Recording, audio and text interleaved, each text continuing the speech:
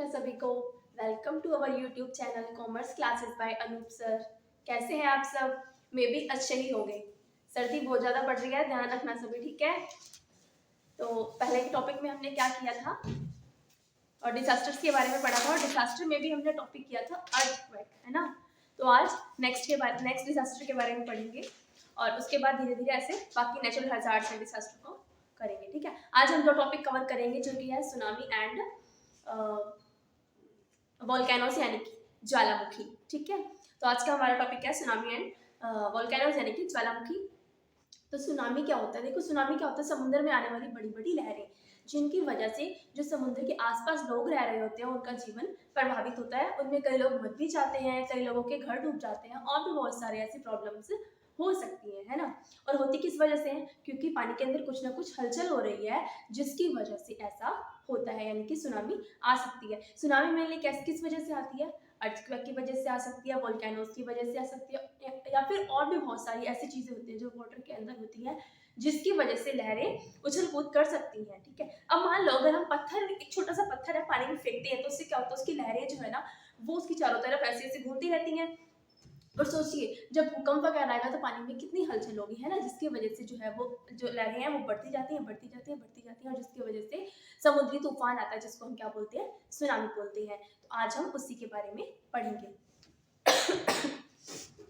Tsunami, a tsunami is very low wavelength wave of water. Tsunami क्या है? एक बहुत बड़ी यानी कि काफी लंबी, काफी किलोमीटर्स के अंदर में एक वेवलेंथ होती है जो कि पानी के अंदर होती है। That is generate by sudden displacement. किस वजह से होती है? अचानक कुछ डिस्प्लेसमेंट होता है, कुछ चेंजेस होते हैं पानी में, कुछ मतलब गिर जाए या फिर किसी भी वजह से लगा लो, of any body of standing water, किसी भी खड़े पानी के अंदर, शांत पानी के अंदर जब कुछ चला जाए, कुछ हलचल हो जिसकी वजह से वेव्स उत्पन्न होती है और वो वेव्स जब बड़ा रूप ले लेती है, ठीक है, ये जो किलोमीटर्स तक के फैला होता है, तो क्या होता है? सुनामी होती है, ठीक है। इसको हम सुनामी बोलते हैं। Next, causes, how tsunami area generated. Tsunami किस वजह से जनरेट होती है, उसकी कॉजेज क्या क्या है, तो वो हम देखते हैं। तो कॉजेज कितने टाइप के होते हैं? 2 टाइप के होते हैं, एक नेचुरल, एक एथनोऑर्गेनिक। Sorry.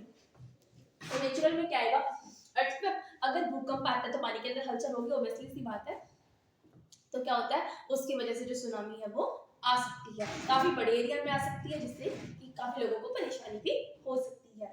Next, volcanic eruption. Volcanic क्या होता है? ज्वालामुखी का फटना। उसमें क्या होता है? मतलब अंदर धरती के अंदर जो है हमारा जो मैग्मा है वो पिघलता रहता है, जिसकी वजह से वो आग के रूप में अचानक से निकलता है। और कई बार क्या होता है? वो पानी के अंदर भी निकल सकता है और पत्थरों के अंदर भी निकलता है, ठीक है, यानी कि रॉक्स के अंदर भी निकलता है। जब वो पानी के अंदर निकलता है तो उससे क्या होता है? पानी के अंदर जो लहरें बनती हैं और उन लहरों में जब उछल कूद होती है जिसकी वजह से बड़ी बड़ी वेव्स उत्पन्न होती है और फिर सुनामी आती है। नेक्स्ट, ऐसे ही लैंडस्लाइड, अगर कोई पत्थर गिरेगा यानी कि जमीन में कोई खिसकाव होगा तो वो पानी के अंदर भी आएगा, पानी के अंदर आएगा तो वेव्स बढ़ेंगी और ऑब्वियसली सुनामी आ जाएगी।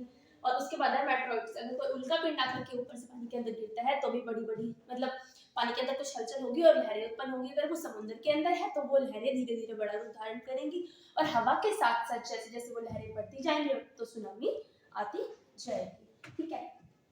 अच्छा, अब एथनोऑर्गेनिक में क्या है? अगर पानी के अंदर कोई भी परमाणु चेकअप किया जाए या फिर किसी चीज पर रिसर्च की जाए, उसकी वजह से कुछ चेंजेस आए पानी के अंदर तो भी सुनामी आ सकती है, ठीक है। तो यही बताया गया। Most of the tsunami are generated किस वजह से होती है? अर्थक्वेक की वजह से होती है, जिस या फिर डिस्प्लेसमेंट हो सी फ्लोर में, तो उसकी वजह से सुनामी जो है वो आ सकती है।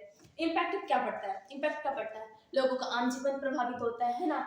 और जो हमारे पानी के अंदर की खनिज पदार्थ होते हैं या फिर पानी के आसपास रहने वाले वनस्पति जो है वहां पर, तो वो सभी जो है वो प्रभावित हो जाती हैं। और जो वहाँ मतलब उनके आसपास लोग रह रहे होते हैं उनका भी जनजीवन जो है वो प्रभावित होता है। किसकी वजह से?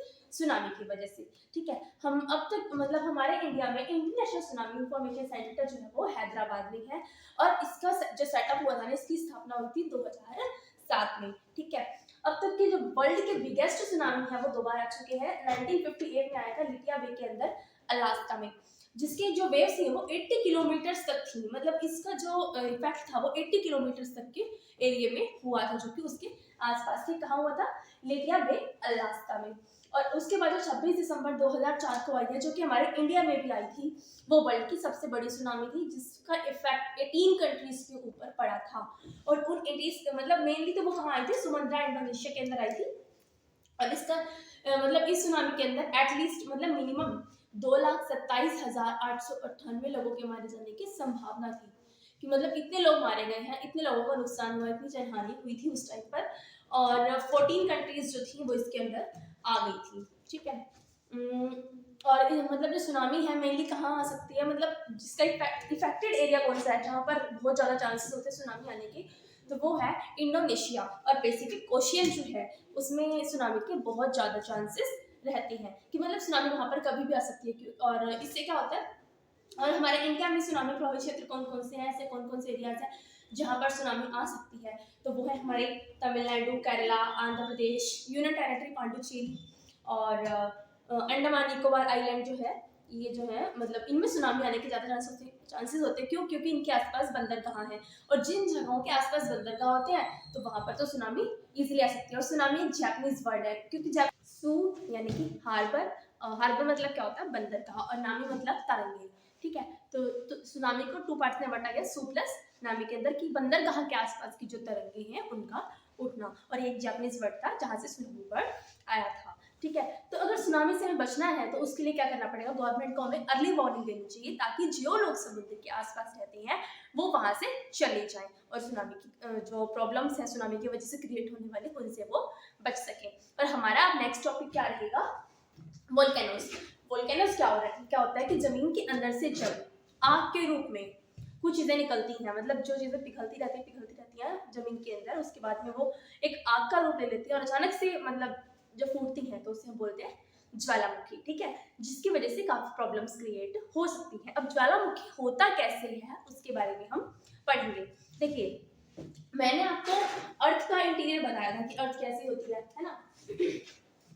तो अर्थ के इंटीरियर के बारे में बताया था कि अर्थ जो है हमारी, कहाँ था, यहाँ पर। तो देखो अर्थ का क्या है, हमने कुछ ऐसे पढ़ा था है ना, ये क्या था, कोर था। इसमें भी 2 टाइप का होता है, एक इनर कोर, एक आउटर कोर। एक पढ़ा था हमने मेंटल, ठीक है, और ऊपर पढ़ा था हमने क्रस्ट, ठीक है, इसको हम लिथोस्फीयर भी बोलते हैं, ठीक है।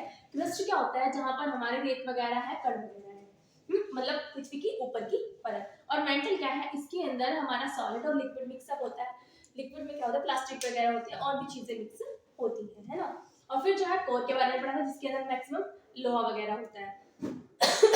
तो मेंटल के अंदर जो प्लास्टिक है, जब वो पिघलता रहता है, अंदर ही अंदर गर्म होता रहता है। और ऊपर की जो ये जैसे क्रस्ट है ना, क्रस्ट में क्या होता है, जो प्लेटेट्स बनी होती हैं हमारे अर्थ की चारों तरफ, डिफरेंट एरियाज में कुछ इस तरीके से प्लेटेट्स बनी होती हैं। जब ये प्लेटेट्स एक दूसरे से टकराती है और फोल्ड होती है, तो क्या होता है, वहां पर पहाड़ों का निर्माण होता है, क्योंकि वो चट्टानें बढ़ती जाती है, ठीक है। तो वहां पर क्या होता है, बड़े बड़े पहाड़ों का निर्माण होता है, ठीक है। लाइक हमारे इंडिया में कौन सा है, हिमालय जो सबसे बड़ा पहाड़ है, यानी कि पर्वत है। तो इन जगहों पर क्या होता है, जो वोल्केनोस है वो किस वजह से हो सकता है, देखिए जैसे नीचे जमीन के अंदर जो मेंटल जो ये है, इसके अंदर जो लिक्विड का फॉर्म है, वो जो पिघलता रहता है और वो गर्म होता रहता है, उसके अंदर बहुत सारी जो गैसें का मिक्सअप हो जाता है, फिर ये फूट जाता है और जिसकी वजह से ज्वालामुखी फटती है, हम ऐसा बोलते हैं। तो वोल्केनोस क्या, वोल्केनो इज एन ओपनिंग, इसका क्या है मतलब जो मुंह है और वेंट यानी जो छेद है वो ओपन रहता है, थ्रू विच मोल्टन मटेरियल, मतलब मोल्टन यानी कि पिघला हुआ है ऐसा कुछ material come out from the earth, जो जमीन के अंदर से निकलता है, इंटीरियर टू द सरफेस, अंदर की तरफ से बाहर की तरफ, यानी कि जमीन के अंदर कुछ ऐसा हो रहा है, यानी कि जो प्लास्टिक वगैरह है या गैसेस वगैरह है जिनकी वजह से वो मिक्सअप होकर के बहुत ज्यादा मात्रा में गर्म हो रहा है, जिसको मैग्मा बोलते हैं। जब तक वो अर्थ के अंदर प्लास्टिक पिघल रहा है तब तक उसे क्या कहेंगे, मैग्मा कहेंगे। जब वो बाहर आएगा तो उसे क्या कहेंगे, लावा कहेंगे, है ना। तो जब वो मैग्मा पिघल रहा है और जब वो निकल के बाहर आ रहा है तो हम क्या बोलते हैं, वोल्केनोस, यानी कि ज्वालामुखी फट रही है। फिर आता है मैग्मा, क्या होता है, it is a molted silicated material, मतलब सिलिका से मिक्स अप मटेरियल होता है, और जो मोल्टेड यानी कि पिघला हुआ हो। It is not entirely liquid but a combination of liquid solid gas, इसको हम सिर्फ और सिर्फ लिक्विड नहीं कहेंगे, इसके अंदर क्या होता है, कुछ सॉलिड चीजें भी होती हैं, लिक्विड भी होता है, गैस भी होता है, ये तीनों चीजों का मिक्सअप होता है, जिसकी वजह से जब ये बाहर निकलता है बहुत ज्यादा गर्म होने के बाद, तो उसको क्या कहेंगे, लावा कहते हैं। उसमें से कुछ तो बड़ी बड़ी चट्टानों का रूप ले लेते हैं और कुछ जो है वो जमीन में साइडों में बिखर जाती हैं, ठीक है। तो अभी हमने क्या पढ़ा, वोल्केनो के बारे में पढ़ा और मैग्मा के बारे में पढ़ा, ये क्या होती है ना। तो मैग्मा इसके अंदर क्या जो मैग्मा है इंक्लूड करता है किसी चीज को जिसमें बहुत सारी मात्रा होती है कार्बन डाइऑक्साइड गैस की, सल्फ्यूरिक गैस की, हाइड्रोजन की, और नाइट्रोजन, क्लोरीन, और भी बहुत सारी ऐसी गैसेस होती हैं जो कि अर्थ के अंदर कुछ ना कुछ एक्टिविटीज करती रहती हैं, और जिसकी वजह से जो ज्वालामुखी फटने के चांसेस होते हैं वो बहुत ही ज्यादा हो जाती है ना। तो बेसिक लावा जो होता है बहुत ही गर्म होता है, और जो फ्लूइड उसके बाद ये क्या होता है, हाईली जो बेसिक लावा होता है बहुत ज़्यादा गर्म होता है, फ्लूइड यानी कि पतला लावा होता है, और जैसे जैसे ये शांत होते हैं ना फिर ये ठंडा हो जाता है। अच्छा, जो लावा मतलब अर्थ के बाहर निकल जाता है और गर्म रूप में होता है उसको क्या बोलते हैं, एक्सट्रूसिव रॉक बोलते हैं, क्योंकि वो जो रॉक मतलब जो लावा बाहर निकला और उससे बहुत बड़ी चट्टान बन गई तो उसे क्या कहेंगे, एक्सट्रूसिव रॉक कहेंगे। और जो लावा ठंडा होने के बाद नीचे रह जाता है तो उसको क्या बोलते हैं हम लोग, इंट्रूसिव इग्नस रॉक बोलते हैं, ठीक है, इंट्रूसिव इग्नस रॉक बोलते हैं। और जो बाहर वाला एक्सट्रूसिव रॉक होता है वो माउंटेन का रूप ले लेता है, जिसकी वजह से मतलब काफी बार क्या होता है वो एक्टिव रहता है और उसमें से बार बार ज्वालामुखी फटने के चांसेस भी होते रहते हैं। अच्छा, हॉट स्प्रिंग मतलब मैक्सिमम कब आता है, जो ज्वालामुखी वगैरह है वो कहाँ पर आता है, जहाँ पर गर्म पानी का क्षेत्र हो या रेगिस्तान वगैरह हो, या फिर जहाँ पर काफी ज्यादा गर्म एरिया हो, तो वहां पर जो है ये ज्वालामुखी आ सकती है, ठीक है, जिसके कांटेक्ट में मैग्मा वगैरह बहुत ज्यादा रहता हो। नेक्स्ट, फार्म होल्स यानी कि आका गोला बोल सकते हैं, या फिर ऐसा वेंट जहाँ से मतलब कॉन्टिन्यू मैग्मा जो है वो निकलता रहता है लावा का रूप लेकर के। अच्छा, वोल्केनोस कितने टाइप के होते हैं, देखिए 3 टाइप के होते हैं, एक्टिव, डोर्मेंट, एक्सटिंक्ट। एक्टिव कौन से है, वो कभी भी फट सकती है, ठीक है, मतलब उनका कोई फिक्स टाइमिंग नहीं होता कि हाँ 2 साल में फटेंगे, 3 साल में फटेंगे, एनी टाइम वो फट सकते हैं, फिर वो सब कंटिन्यू फटते रहे हर 2 दिन में, हर 4 दिन में, हर 2 दिन घंटे के अंदर। डोर्मेंट क्या होता है, वैसे ही शांत रहते हैं पर कभी कभी ज्यादा ही सक्रिय हो जाते हैं तब ये फट जाते हैं। और एक्सटिंक्ट जिनका कोई चांस ही नहीं होता कि कभी फटेंगे, ठीक है। तो मोस्ट एक्टिव कौन सा है, माउंट इटैना जो कि इटली में है, मोस्ट एक्टिव है कि काफी जल्दी जल्दी इसके अंदर से जो मतलब अर्थ के अंदर चेंजेस होते रहते हैं और ये फटने के चांस बहुत ज्यादा रहते हैं। उसके अलावा माउंटेन किलोआ हवाई के अंदर है, और हमारे इंडिया का इकलौता कौन सा है, बैरन आइसलैंड, अंडमान निकोबार के अंदर है कौन सा, बैरन आइलैंड, जो कि इंडिया का इकलौता है जहां पर मतलब ज्वालामुखी फटने के जो चांसेस है वो बहुत ही ज्यादा होते हैं, ठीक है। और उसके अलावा पैसिफिक को क्या बोलते हैं, रिंग ऑफ फायर बोलते हैं, क्यों बोलते हैं आपका बोला, क्योंकि वहां पर बहुत ज्यादा चांसेस होते हैं ज्वालामुखी के फटने की, ठीक है। उसके बाद आता है डॉर्मेंट। डॉर्मेंट में क्या है, काफी लंबे टाइम के बाद कभी कभार ऐसा होता है कि वहां पर ज्वालामुखी फटती है, और डॉर्मेंट में कौन सा लेते हैं हम लोग, माउंटेन फुजायामा लेते हैं। और हमारे इंडिया का है नारकोंडम आइलैंड जो है वो डॉर्मेंट के अंदर आता है। और एक्सटिंक्ट यानी कि कभी कोई चांस ही नहीं कि वो फटेंगे, तो वो एक है हमारा एकोंगुआ, कहाँ है, एंडीज के अंदर है, एकोंगो कहाँ है, एंडीज के अंदर है। और उसके अलावा मतलब इसका कोई भी चांस नहीं होता कि ये कभी फटेगा। और हमारे इंडिया में टोटल सेवन जो वोल्केनोज है वो है, जिनमें से मैंने आपको 2 के नाम बता दिए हैं, ठीक है। अगर आपको मेरा लेक्चर अच्छा लगा हो तो प्लीज़ कमेंट करके जरूर बताएं, लाइक करें, शेयर करें, सब्सक्राइब करें, एंड थैंक्स फॉर वॉचिंग।